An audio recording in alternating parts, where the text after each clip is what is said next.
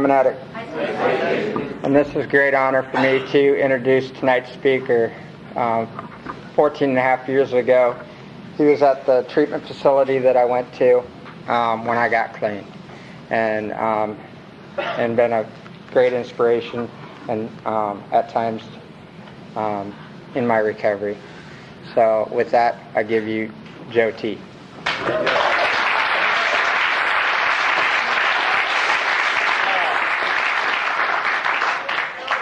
Thank you. I am Joe T. I am an addict. Alias Joe T. Flush. I got that from the fellowship, so it's really not my name, but it's a name that I've grown to love for the fellowship, Narcotics Anonymous. Narcotics Anonymous is my fellowship. In May, God willing, I keep doing what you're doing, suiting up and showing up. I'll be celebrating 20 years, May 6th of this year.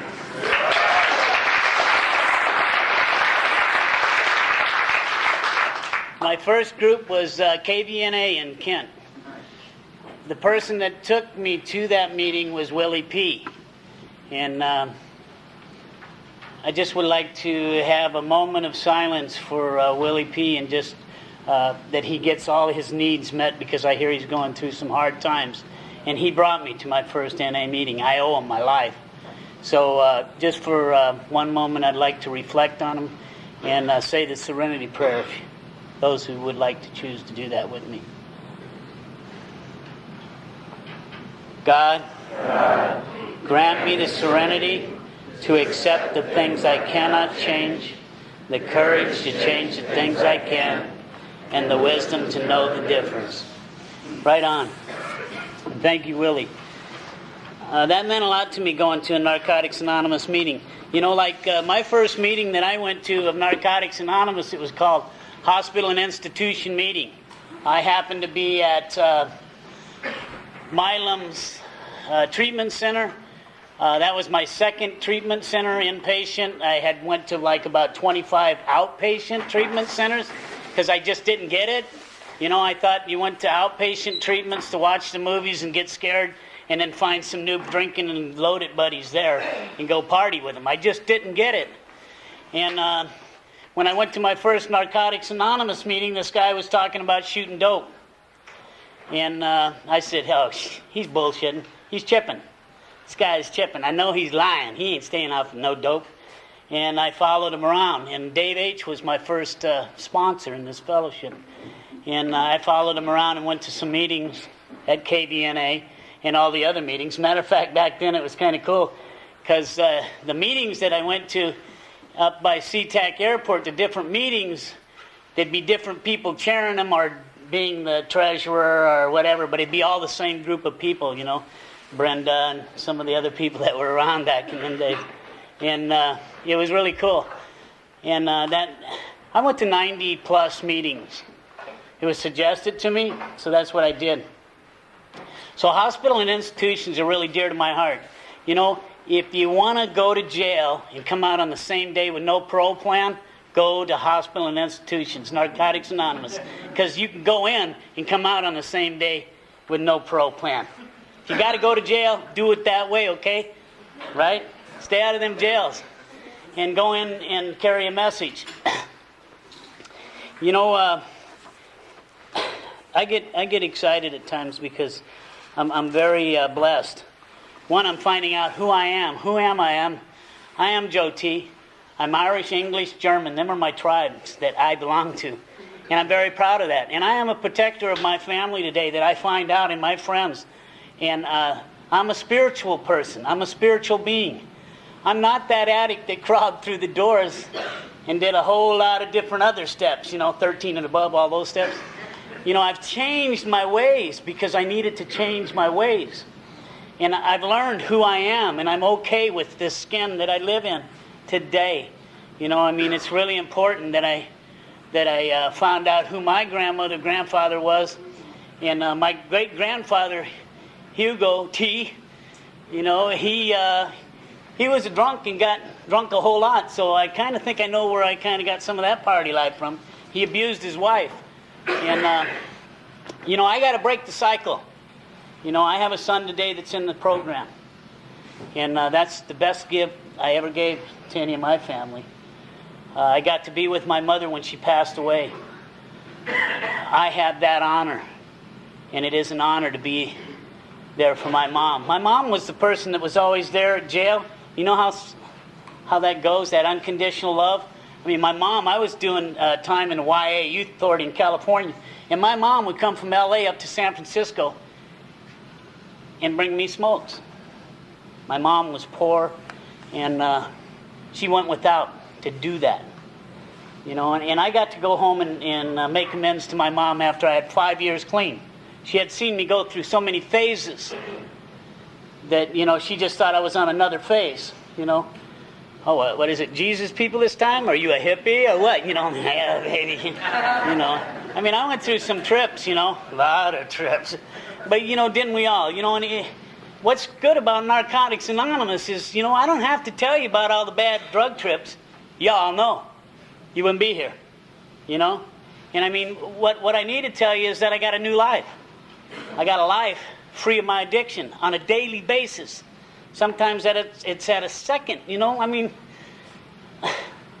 you know, life can get pretty messed up. You know, but I'm glad I got you people that I could call, talk to, you know? I got roommates, ex-roommates in here, ex-sponsors in here, people that I love, people that I've called of both sexes, you know? You know, I mean, it's like that I could spend time with on the phone, that respect me and I respect them. You know, don't expect to win any championships in this popularity deal of Narcotics Anonymous or any of these fellowships, because you can't, you know, you just can't win over on everybody. We'd like to, because some of us are people pleasers, another whole program. But, you know, it's like, you know, I want to be liked. I want to be a good guy. I've always wanted to be a good guy, you know. But, you know, with some of the guys bigger than me and shit, you know, I used to think, well, you know, I'll carry a gun. And then I got a gun, you know, and, you know, I shot it and it scared the hell out of me. I just wasn't a person packing a gun, you know, bang, bang. Yeah, maybe a cap gun, you know, when I was a kid. But, you know, getting into them guns, man, I didn't like them. You know, and naturally some of us had to take up arms and do some stuff for me to have freedom here in this. And God bless all our vets, because I'm grateful that I'm here because of their participation in what they had to do. And that's another one, you know. We've got members throughout this world. And I belong to a fellowship that's worldwide. I have friends all over this world. And you know what? They're just like me. You know, I want to say something about the meeting by mail, because I'm up and it's NA literature for any Nazis out there.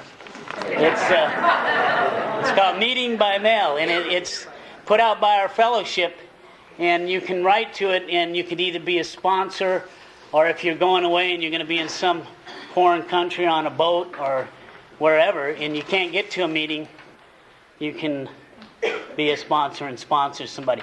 I've done this from the day it started. And you know what? It's like when I get alone by myself, I can write. And that's a gift that Creator's given me. And the World Office had asked me if I would write to Gil out of Egypt when they were making a meeting. Hi, Dan. And so I wrote to Gil, and Gil said to me, hey, Joe, you know, I want to start an NA meeting. What do I do? I said, get some 12-step people and ask them how to start a meeting.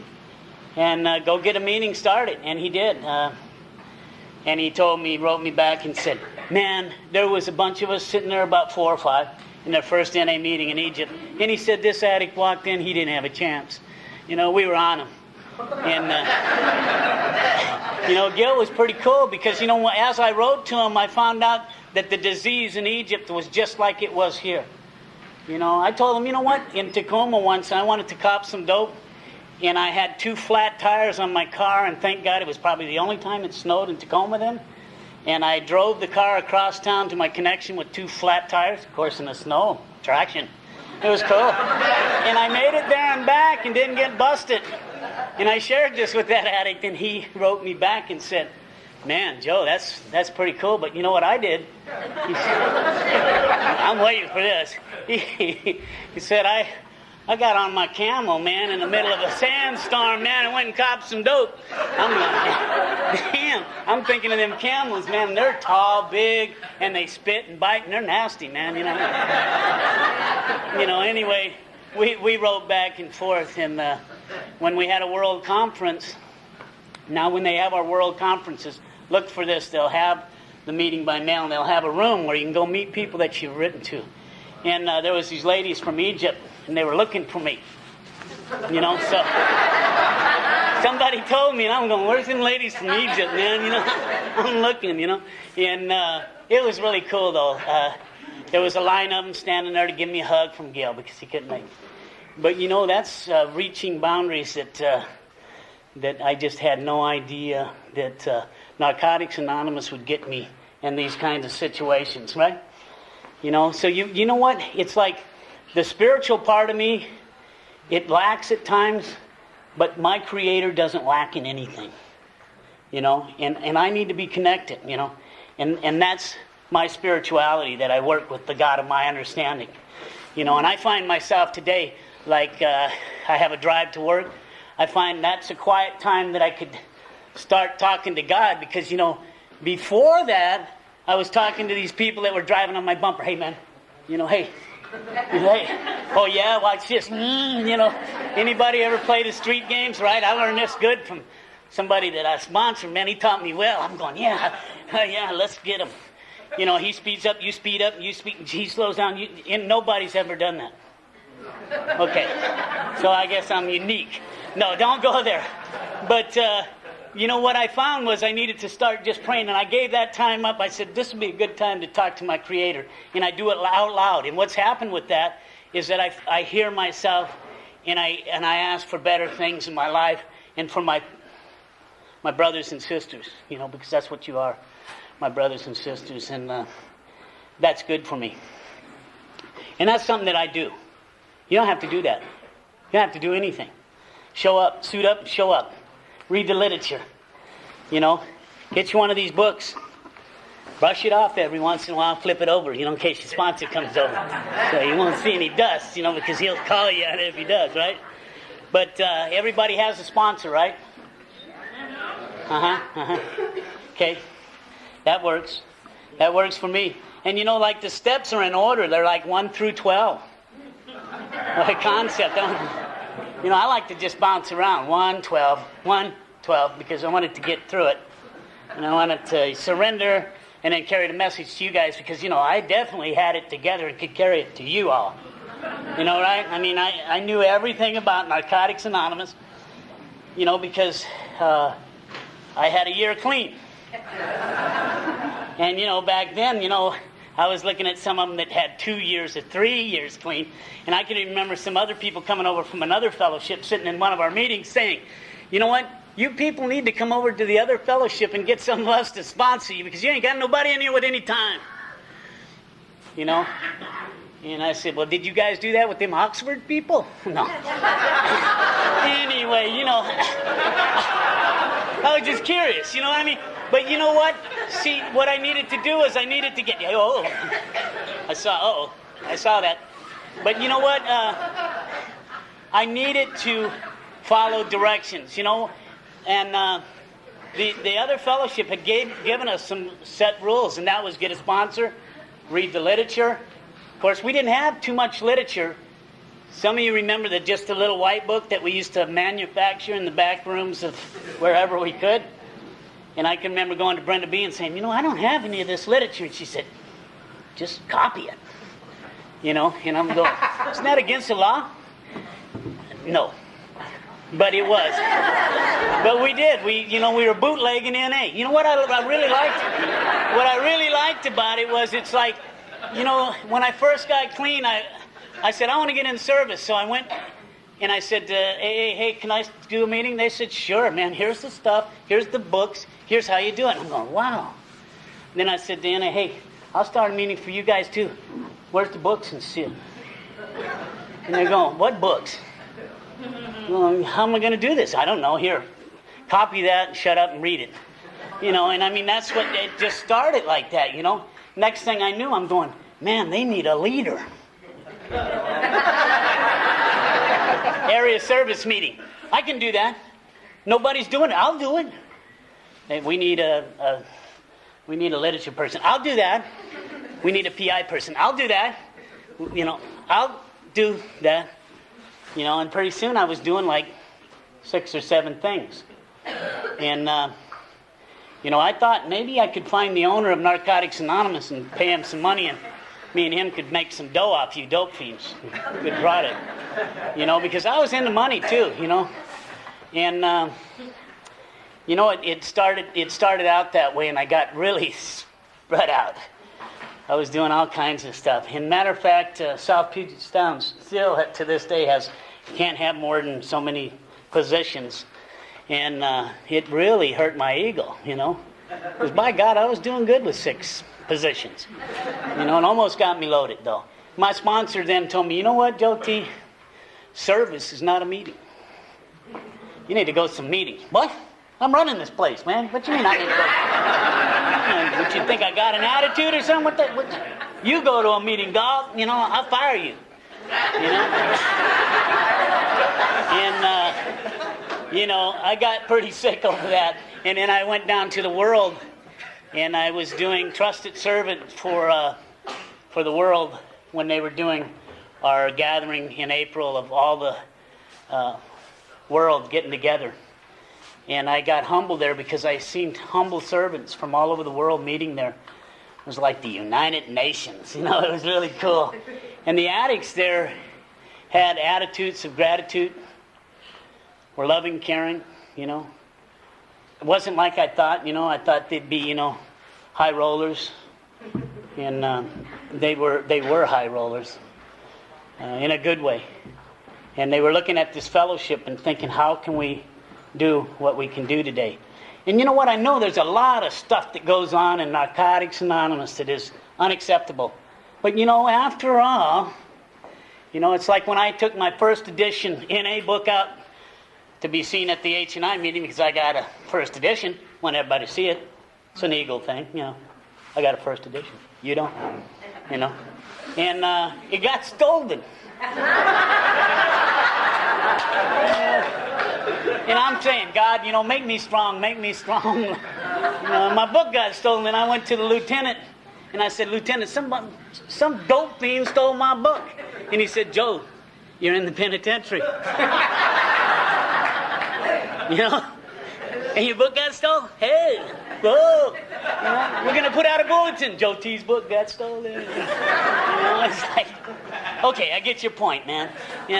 And I never got the book back. Someday it will be nice. It's one of you dope fiends that got to give it up. No. You know what? I hope an addict got clean reading that book. Because that's a book. And recovery's for real. And I got me a book in it's a 5th edition. I'm not 5th. I think we're working on the 6th edition. You know why they have so many? I know why. Because they that was one of my positions. I was literature person for the state of Washington, and I was illiterate. I went to area and then graduated. They said, Hogan. I said, Hogan, what do I do, man? He said, get a briefcase. We're going to region. All the South Puget Sound people used to walk in with briefcases. We're here. And do our service work, and try to run everything in the region. But you know what? They said, you know what, Joe T., we want you to start working on this book and parts of it. And the whole world worked on it. If you've seen how our literature was done, inch by inch. And you know how you addicts get over trying to change something. It's like, hey, I can remember this part. If you're an addict and you found this book, do yourself a favor, read it. I said, man, we should change that. They said, what to what? And I said, if you're an addict and you ripped off this book, read it.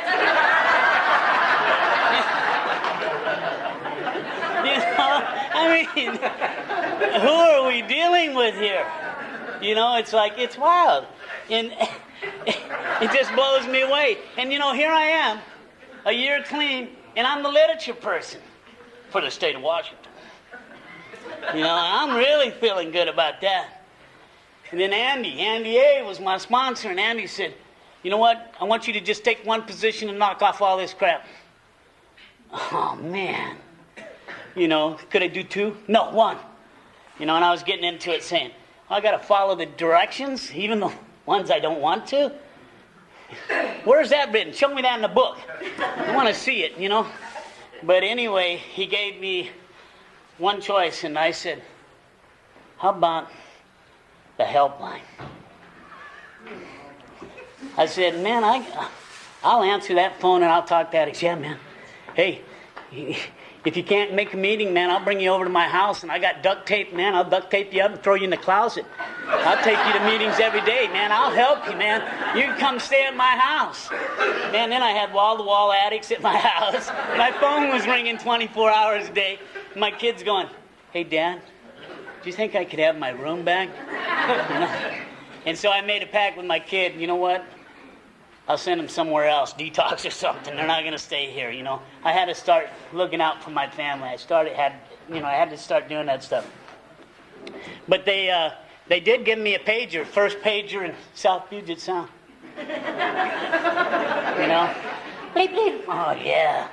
You know, I was cool. I was really cool. And, you know, it bleeped in meetings because I left it on so you guys could hear it. Oh, it's just Joe T's going to answer it, you know. Then I was going up to the business meetings when we had South and North, two areas. You know, it was that way, the South and the North. And we used to meet in Milton. We'd have big battles, you know. You remember some of those, don't you? And we'd meet in South, we'd be going, we're getting your phone calls, man. Knock it off. Yeah, well, we're getting yours too, so knock it off. You know, it was DNA, love. You know, area with two areas to boot. It was really cool. And we got business done somehow, you know. Okay, outside. You know, we'll do this spiritually. You know?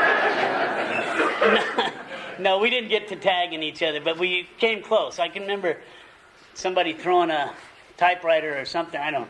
Anyway, it was a lot of fun. But anyway, they gave me this pager, man. It was really cool. And I was doing Echo Glen, H&I, out there at Echo Glen. And I needed to go to the bathroom. And I don't know if you've been in jail, but they got these toilets that really suck. They really suck.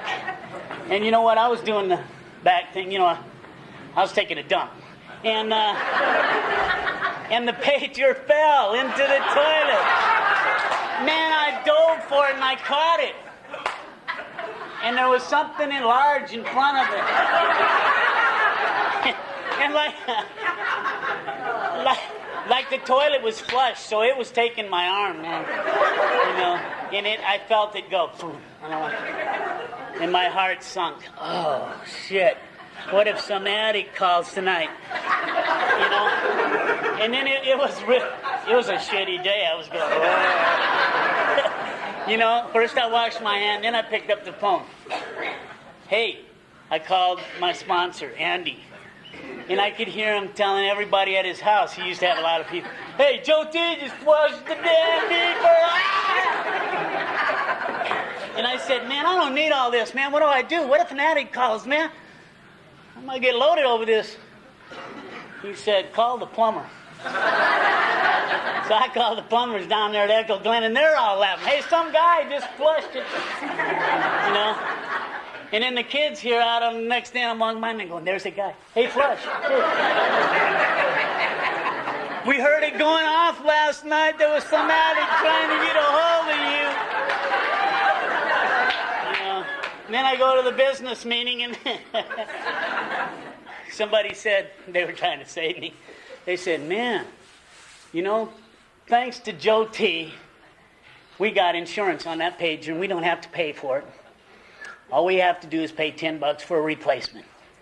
You know, and I went, oh. Until I went to a meeting the next night. And I said, hi, everybody, my name's Joe T. And somebody said, flush. Who said that? Okay? Now, I had 2 years at this time, and I'll tell you what, when you start praying to God, you better watch what you're praying. Okay? You know, I'm praying, hold on, help me.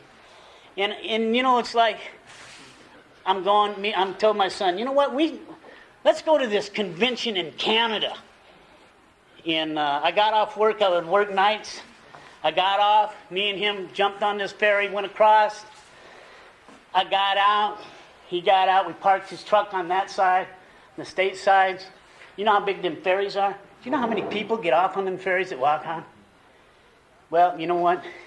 There was 4 people the police looked at and pulled off. Hey, come here.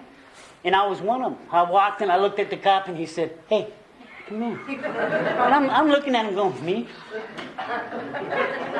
You want me? And the cop kept going, I smell pot. Here's patchouli oil. I'd say, hey, it's patchouli oil, man. I wear patchouli oil. I'm an old hippie. And he's going, no, that's pot. You're coming into the office. And pretty soon, you know, and I'm praying, oh God, I'm just going home, man. I'm going home, you know. And, you know, I don't want to go through this. And I'm standing going, I'm going home. God grant me the serenity. Except the things I cannot change, you know. And they're doing it to my kid too. He's going, Dad, man, this is really, you know. And then they got these other 2 dudes, and they're going, don't worry, man, this been happening to us a whole lot. And they're looking for dope. Because he kept smelling that patchouli oil, right? And I'm thinking, geez. And this is really cool because I told the guy, you know what? I'm clean and sober. And he's going, what's he talking about? You know? And we don't care if you're clean and sober. You got pot on you. We know you do. And he said, you know what? We're gonna check Washington, where you're from, and see if you got any wants. And he went in another room and he came out bummed out. He was like this. Wow, the guy don't have any warrants. I mean, he was like bummed. And I'm going, yeah. You know, and the other cop looks at him and says, why don't you try the United States? And I'm going, oh, shit. When I was down in Texas, man, when I had that blackout, what'd I do? You ever think of what you did when you went on a blackout? What'd I do? Till you see somebody the next day and they said, you know, I'm in Renton. It's the next day. I don't remember coming through this store. I walk into a store. It's broad daylight. I'm getting me some pop. I walk up to the counter and the guy goes, you. I'm going, well, this is different. I'm getting robbed from the store guy, man. Wow. You know, you ever come in my store again, I'm going to kill you. I don't know what I did to him. Nobody probably could relate to that, huh?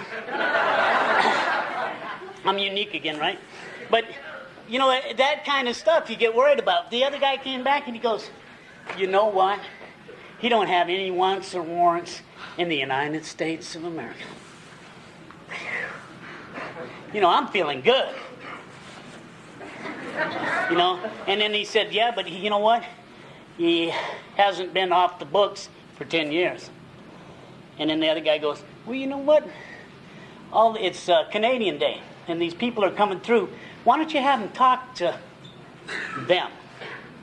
Here I am, 2 years clean, standing in front of all these dignitaries, saying, my name's Joe T, and I'm a recovering addict. I'm coming here because I want to share at a function of Narcotics Anonymous. Remember this, man. And it was like really cool because here I was standing before these people talking about a fellowship that I love. And it was really funny because this English guy said, okay, pilgrim, you could stay in town for 3 days, but you got to be out by high noon. It was just cool. And you know what? I mean, here, I just didn't believe in myself that kind of stuff was happening to me. And it was. And I had an opportunity to represent Narcotics Anonymous in a good way. In a good way. That I believe that we need to do. You know, I think sometimes we have a lot of fun at these things. And we got to remember that people look at us as a whole. And as members, we have responsibilities to each other and to our brothers and sisters that this keeps going on here by representing the fellowship in a good way. and giving respect to each other. And it really hurts me because a lot of brothers and sisters are growing in our fellowship, and we pick on each other. If you find yourself talking about somebody, go look in the mirror and ask yourself why you're not talking more about yourself. And that's where the steps come in for me. Step one, I got to surrender to it. I just was at a meeting a little earlier, and we were talking about a 4-step. Boy, when I just was sitting with one of my sponsorees, and he just did his 4th and 5th step with me, I said, you know what, I need to do this. If I ask him to do that, I need to do it. And so I did it. I believe that when I did it, that I needed to go right to the 12th step. That's my belief. I don't think there's a wrong time to do it. I think the sooner you work step 1, 2, 3, 4, 5, 6, 7, 8, 9, 10, 11, 12, you're going to get it right here. Who cares? You could have it up here, and you hear people all the time talk this shit, but their life sure don't show it. You got to get it in the heart, man. It's got to be here. It's a difference. And, I don't have it all here. I don't have it all together, but with you guys, I do have it together. Because you know what? Where I'm not working a program, or when I'm not where I need to be, then I need to get with one of you. Or I need to hear you and be critical to me, but be loving and caring. If I'm doing something wrong, I need to know. But I don't need to get beat up either. We quit doing that. And it's important. How many people are a member of this meeting by mail? Right on. There's one over there. I sponsor that guy. Good cue. You took the cue right on, buddy. But this is really good. I'm telling you, man. There's people that write from all over the world, man, and they're just like, hey, man, I'm an addict. Is there anybody out there, man, that could talk to me? And sometimes when you sit down at home and you're like bummed out, and you start writing, and then a couple of months later, man, this letter from Japan or from the Caribbean or from wherever you wrote to comes, and some addict goes, you know what, thanks a lot. Thanks for thinking about me. It's really worth it. I've made up a whole bunch of these, and I got just the fronts, and you just mail and you say, hey, I want to be a loner. I want to sponsor somebody. And they'll send you the letter. And, I got a bunch more made up that I'll make sure that they're over at the convention and give them to them. Because this is our fellowship. And it's just a wonderful way to give of yourself. And then on the world. How many people wrote a letter to the world? Well, I know you did a whole bunch. But you know what? Why not send some good mail to them? We've had so much bad press with so much theft going on and everything. We need to support our world leaders. I don't know about you, but you know what? Narcotics Anonymous is thriving around the world in spite of, I know money's missing, stuff like that. But again, you look at our fellowship, there's a lot of people that were dishonest. God willing, they'll get the money back and make an amends. Because that's on them. On the rest of our fellowship, if you're doing service work, I think one of the highest service positions you can hold is called your home group. Be a member. Be an active member and vote at your home group. That's service. That's service. Making coffee, that's service. Especially that killer coffee. Makes them participating meetings and people going, hello. That works, man, works for me. I go back to those meetings. Give me some coffee, man. I'll go back to those meetings over and over just for some caffeine. But, I'd put that tomorrow, right, guys? Gals? okay. That's addiction. I'm not worried about it. But you know, the reality of that is, it's like we work on what we need to work on, but get a sponsor, get people that you know and that you care, and sit around and talk. You know, and if you have a problem with a brother or sister, go confront them. You know, don't beat around the bush. Get it out. I seen a couple of people in meetings talk, and it was a hostile kind of a situation, but I seen them work things out. I can remember walking out of a meeting, and I was pissed off at a person that's in this room. I ain't going to point any fingers. But I looked at my sponsor at that time, and I was going, and I walked outside, chilled, and came back in. You know, and I mean, it made a difference to me because, see, I didn't have to react like I used to. I could look at my sponsor, and he knew that I needed to go chill. And he was going, you know, go do your thing. And that's the kind of stuff I need to do because you know what? When it comes down to it, I wasn't all that anyway. I used to tell people, man, you know, yo, come on, motherfucker. You know, that stuff. You know what we do, what we learn, you know, especially if you're in the jailhouse, you know, you're talking that stuff. You know, you talking to me back there. You know, I'm getting loco. Man, don't mess with me. You know, you know, in the late 50s, when I was a junkie, right, at 16, when I fell in love with heroin, they used to put us in mental hospitals. Camarillo, it was called, down in California. And you know what? I liked that. Because that's where I got those little slippers, and I couldn't pick my feet up. Couldn't pick up my feet, and they'd say, Medline. You know, I mean, you learn that, hey, I don't want to go to jail. I want to go to the nut house. You know, I want some dope. I don't want to go to jail. Gee, there are big guys there going, hey, honey. Oh, wait a minute. You know, I don't want to go there. You know, be back there. No, we ain't going to go there. But, you know, truthfully, with the issues that I had in my life as a young person, I was put in an orphanage. My mother was mentally challenged.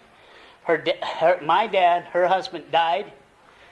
He was 26 years old. She flipped out. That was in the 40s. Back then, her family said, ooh, if she's got it, we might get it. Get her out of here. They moved her. They put us in an orphanage, me and my older brother. And my brother became an alcoholic and died 2 Christmases ago of a liver disease. He didn't get it. He always knew I was a dope fiend. And he said, I'm glad you found that Narcotics Anonymous, Joe, because it helped you. And I said, Pat, man, you know, why don't you go to a meeting with me? And he said, no. And that's all I could do for my brother. But I love my brother, you know. And I lost him to the addiction. And, you know, when you get down to the... What happened is I lost my identity as a kid. I had abandonment issues. You know. I lost my family. I was a native without a tribe. And you know what? What's given me back my who I am is Narcotics Anonymous, and I work with Native Americans, and I'm not a Native American. I am Irish, German, and English, and I'm proud of who I am today. Because see, I went on that journey. I went on the quest that natives do. They say, find out who your grandfather is. This is good medicine. I said, man, that does sound like good medicine. And I went on that journey, and I'm still on that journey. But you see, it's given me identity. Who am I? I have people out there, you know. And then, you know what? God blessed me with all these people in here. Because there's people like Franny, Sue, you know, TC. I mean, my sponsorees, Eleanor, people that I love, right here. And it's like my new family. And you know, you're spiritually centered. I am a spiritual man. I am a protector, and believe this, of Narcotics Anonymous. I believe that today because, you know what? I don't trash NA like I used to. I don't take my recovery for granted. I know that this is my life, and it's a big part. But so is my spirituality. You know, I need that whole circle. I need that whole circle. I need you guys in my life, and I need to stay humble. I'm a drug and alcohol counselor. And you know what? I'm one of you. And I'm not going to forget that. Because you know what? I think that's what makes the difference between me and other people. Is I don't forget where I came from and who I am. First off. So when an addict comes to me, I'm not better than. Creator's just put another person in my life that I can learn from if I have my eyes open and my ears open. Somebody that I can help that can help me. Because I'll tell you what, these newcomers coming in, when they come in, get with them, because that could be the newcomer that's there for you when you're down. Because you know what? There's a time when we're down, and you know what? We need to reach up and ask for help. Seldom will anybody know we're hurting, not unless we tell them. That's in here. It's in our book. A lot of us will die from being terminally cool in a penitentiary, right? Yo, baby. Yo. I don't have to be cool anymore. I don't have to prove anything to anybody. I don't have to beat up anybody. I don't have to shoot anybody. These 4 guys came in to rob us. They thought we were a church group, and they came in to rob us. Boy, they went down on the ground so fast, them boys were all, give us your money. We went, hey, get the ambulance, these boys are hurting. And I got to talk to them guys and say, you know what? If you ever need help, man, I want to come to NA, you're welcome to come to it. And the guy called me up when he got out of jail and said, you know what, I'm going to come kill you. And I said, hey, you know what, I go to the same meeting that you got your ass kicked. Come on. And you know what? He never showed up. See, because, there was no fear. He ain't scaring me. We're recovering addicts. We're strong. And together, man, we're even stronger. And with clear minds and a good heart, we're strong. And it's good to see a lot of brothers and sisters out here, that I know from here and there, And a lot of you I just spent time with here and there. And special people in my life, And some of you that don't know me, now you do know me. And here's something about, if you don't know somebody in the fellowship, go up and talk to them. If you think they're all of that or something, go up and say, hey man, are you really that cool? And they'll probably tell you, Yeah, I am. You noticed, huh? Yeah. You need a sponsor, man? I got 30 days clean. I'll sponsor you. I had one of my sponsorees go, hey, Joe T. Man, I'm having really problems with my wife, man. I need some help. And I'm going, I've been divorced 2 times. I could tell you what you better not do. But I'll tell you what. Why don't you talk to my sponsor? Because my sponsor works a relationship. Why don't you talk to him? And it's kind of cool, because I'm getting to be an elder and all that other good stuff. I'm like 56. I know there's people older than me here. But, I had dark hair when I came in this fellowship. I was a little skinnier, too. Could chase the women a lot faster. But, and when I first came around, it's kind of funny because I was looking for Karen and Sharon. Everybody in the fellowship was talking about them, and I knew I wanted to get next to them, too. Then I did, and I found out it is about Karen and Sharon. It's about you guys, It's about me. It's about, being free from this addiction, man, that I no longer have to be bound by it. you know, that I can turn it around, you know. There's some really good stuff in our book. Does anybody ever get a chance to read some of this stuff? It's just killer. You know, it says here that relapse are fatal. Now, if you want to know, that's on page 71, and it's chapter 7. You know, and I think it's 51 in the other edition, and anyway. But it says that it's fatal. You know, and it says we watched addicts come into this fellowship, and they forgot that it was the first snort, pill, drink that started it all over. They forgot. How do you forget? You know, how do you forget the suffering? You know? How do you forget sitting in jail waiting to find out what you did the next morning? Am I in the felony tank? Misdemeanor tank? Where am I? What day is this? Who are you? Whoa. I get scared.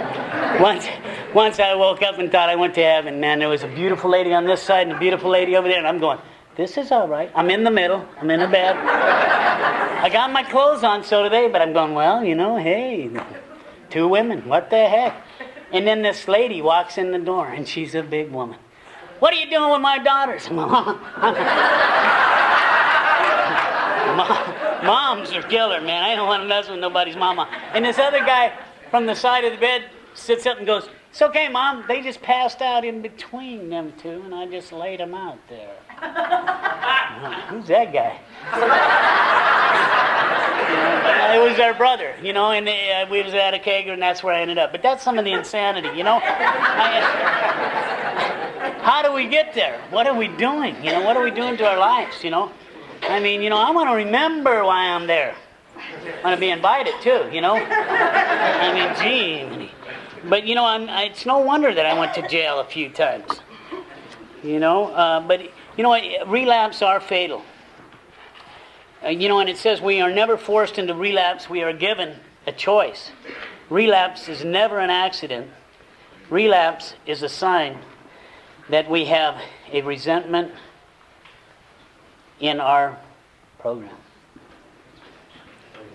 Reservations. I messed up reservations in our program.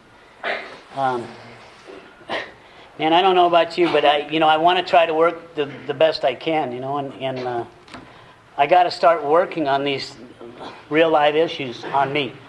And the best way I could do that is go step 1, 2, 3, 4, 5, 6, 7, 8. Everybody got a pencil or a pen? Okay, get one and start.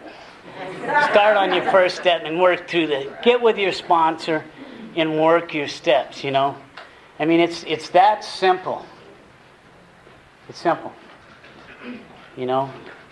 And all you have to do is do that. Now, you know what? When we were putting this book together, why we have 5 editions is because I couldn't spell very good. And so couldn't a lot of other people. And then we got some people down in the Portland area and some of our areas that were educated. And we asked them for help, and they were going, God, you guys forgot to punctuate and all kinds of, you know. Punctuate? What's that? You know. I know about punctuating, you know, shit. I know all about that kind of shit.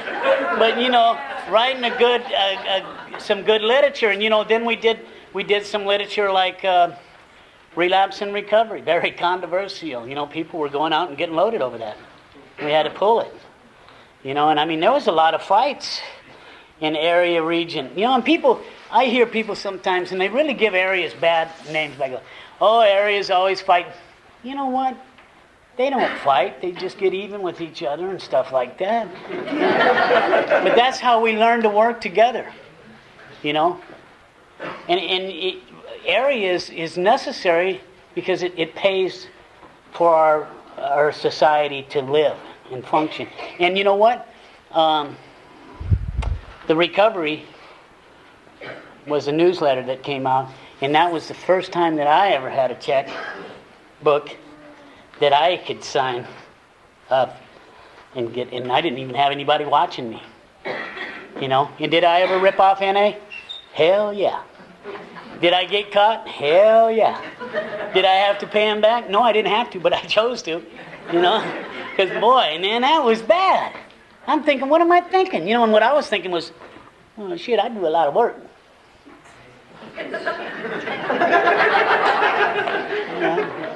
And you know what? That's stinking thinking. And you know what? I had to learn that. It was a learning process. And getting humble in front of a group, wasn't easy. But it wasn't easy when the world called up and said, hey, Joe T., we were looking at this book here, and, you owe us some money. Oh, man, I must have been an oversight. Shit. And you know what? I had to call back and say, you know what? It wasn't an oversight. I just ripped you out. And so when I see this other stuff going on, I'm thinking, man, we need to be responsible in the little things. If you can't handle money and you don't have a job, don't take any position where you got to handle money. Seriously. Because, you might get that stinking thinking and say, okay, well, I need to get to the meeting today, and I am the part of that meeting, and, I need some gas. Well, then walk or take a bus. But, I mean, that stuff's important, and I learned that in Narcotics Anonymous, and I had to make the amends. I didn't have to. I chose to, So keep that in mind, and be good to your brothers and sisters, but be firm. If somebody's ripping them off, and you're part of a committee, it's your responsibility as a member to say, hey, brother, or sister, you know what? This position's not good for you to take, man. You're not working right now. You're on unemployment, man, or something. We could do that in a loving, caring way. You know what I'm saying? You don't have to bash somebody. And they'll probably go, yeah, right on, brother. Yeah, I better chill. Because, we can't be ripping off the fellowship. Because what happens is this is what happens. They forgot. If I steal and I start doing those things, then I become what I live. And I become an addict and a thief and everything that I was when I came here. And today I'm not a thief. And I don't have to steal from Narcotics Anonymous. And if you want to move on in the fellowship, go to Region. You think these meetings are long, go to Region, go to World. But you know what? The further I went, the more I seen how spiritual people were. When I got to World, I thought, man, these people were going to be in the bucks. And a lot of them were, but they were self-made through their own means because Creator's good to people that love themselves. In our World Trusted Servants, if you haven't in April gone down and went to an April, and I don't know if they're still doing them in April, are they? Okay, well, if you get a chance, go to the World and be a trusted servant. I went there and said, I just want to back my representatives. And they go, well, there they are over there. And I went over and said, hey, I'm from Washington, man. How can I help you, man? So get out of my way. No. We heard about you, Flush. Go do something with the cigarette butts. That's when they smoked and everything. And I did, man. I emptied cigarettes, and I went around and made coffee, and I got to listen to the world. And we might snivel around a lot here, but, man, when you hear some other countries that are struggling with Narcotics Anonymous, and it's like some of their meetings are getting blown up by bombs and stuff, not because it's NA, because where they live, and they're struggling to just stay clean, you get a real sense of gratitude for what we got here. And that's where this comes in really good. I'm going to make sure that they get a bunch. What I did was I just copied the front and the back, and you fill them out, and most of you would be sponsoring addicts. But, like one of my sponsorees goes out on ships, and he's going to be a loner out on a ship, and he needs your letters, So, think about the addicts that they're looking for this. This is their meeting. Or go online and talk to them addicts online. There's 100 ways we can get involved in service. But the most important service is your home group. Okay? Get a home group. Everybody's got a home group, right? Vote at your home group. Don't run to every group and vote. Make sure you're at your home group when you do that, right? Because, if I'm thinking that I'm God, then I'll get in trouble. So I got to vote one time and then turn it over. And, this isn't about a one-man show. It's about a God of our understanding, And I could remember being on Region, and I thought, my God, how can I be in the service structure of this fellowship when I'm so uneducated? And the fellowship elected me, and I was the chairperson of the state of Washington. Probably the first one to get impeached too, but that's okay. And that was right at the end, and I stepped down and didn't let him impeach me. But it was cool, it was cool. Another learning experience. Okay, I didn't say I was perfect. I had to learn.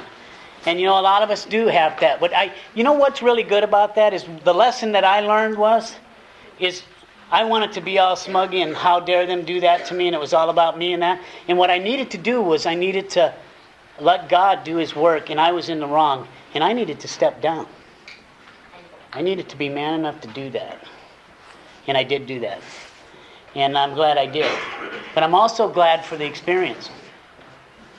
I could remember when the regent was mostly all men. Then I remember a few ladies coming in. And I remember I was vice chair of the chairperson that was our chairperson. And it was really cool because, I wasn't used to the chairperson crying, And it was good because it was good for the group because we had some real good growth there. And you know what? When I see women doing that, it lets me know in a meeting that I could do that too. That gives me permission. That, you know what? It ain't about being all macho. If I'm hurting, man, and I need to cry, I need to cry, And I learned that from my sister. And I'm grateful, And because, all that macho stuff, that we kept on the street, it's got to go. It's got to go. It's about being clean. And the best way to do that is get honest, share from the bottom of your heart. Don't be a secret. The people that are in your life, let them know about you. The people that I love that are in my direct life love me. I know this. I got people here that love me, and I know they love me because they've told me. Huh.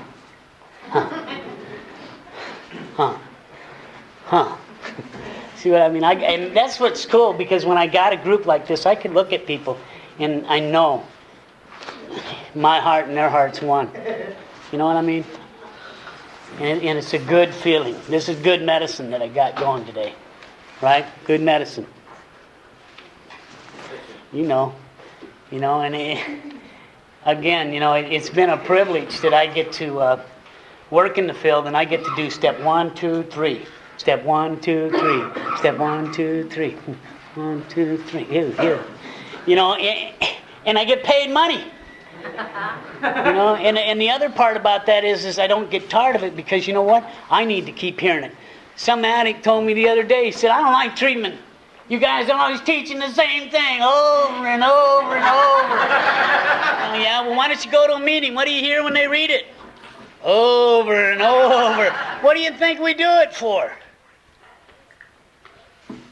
You get it here, but you better get it here. Because that's where it counts.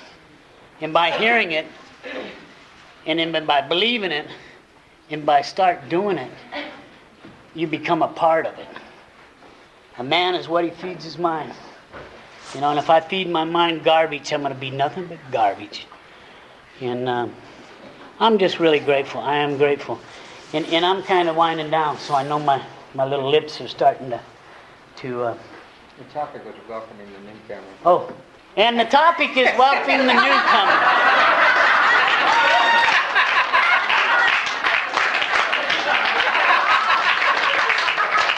It's really good when he gives it to you like 15 minutes before it's over. Who's that coffee maker tonight? I'm going to see you later, man. Get some more coffee ready for me. Well, I did. What I did say about the newcomer was you better make sure that introduce yourself, because that newcomer might be the one for you.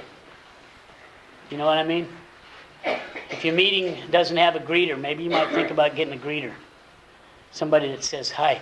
Man, you need a cup of coffee? Do you know about our meeting? Do you know about our home group? Do you need to join up with a home group? Are you looking for a sponsor? You know? And, you know, didn't I say that? Okay. And, see, I cover my back, man. He knows my sponsor. You know, I hope you all come here tomorrow, though, because my sponsor's going to be talking tomorrow. That's Maureen. I call him M&M. The Jag man. See, he's got him a new Jag, man. It's nice. But, you know, come in tomorrow. Have a good time down here. I'm gonna wind down with this. Like 20 years ago, I came down to this function, and I was brand new in this fellowship, and I had no idea that 20 years later, or coming up on 20 years, May 6th is my 20-year birthday, that I would have 20 years clean. A dope fiend, a junkie. People used to say, throw the key away.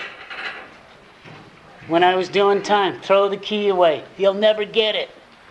And I used to say, how do these dope fiends stay clean? I don't get it. How do you do it? I had 6 months. And I went to my dealer's house and told him, you know what, man, I got 6 months in Narcotics Anonymous. And he's going, oh, yeah? Yeah, and it really works, man. You know? And he's going, yeah, man, I see it really does, Holmes. You know, and then I'm at my home group. What'd you say, Joe T? I got a day clean. You know, I didn't think I could get it. I didn't get it. But I got it. You know, and how I got it was I got a sponsor, I read the literature, I go to meetings, and I don't use in between. And when I have gotten dishonest in this fellowship, I need to get right. Don't steal from the fellowship, man. It's giving you your life. Because you know what? I almost got loaded over that stuff, and I almost lost out this life that I had because I felt a lot of guilt, and people knew about it. And then I had to go face them. You know? Sometimes you got to be shamed, you know, just to save your ass. And the book talks about that. And you know what? You just don't have to pick up no matter what. An addict alone's in bad company. Drugs give me the wings to fly, but drugs took away my sky. You know, and that's when I ended up in jail. Shit. I ain't going to do that no more. You know, I'm going to give my life to this fellowship. And you know, I don't mean this in any disrespect. When I say I feel like the protector of my fellowship, I mean that in a good way.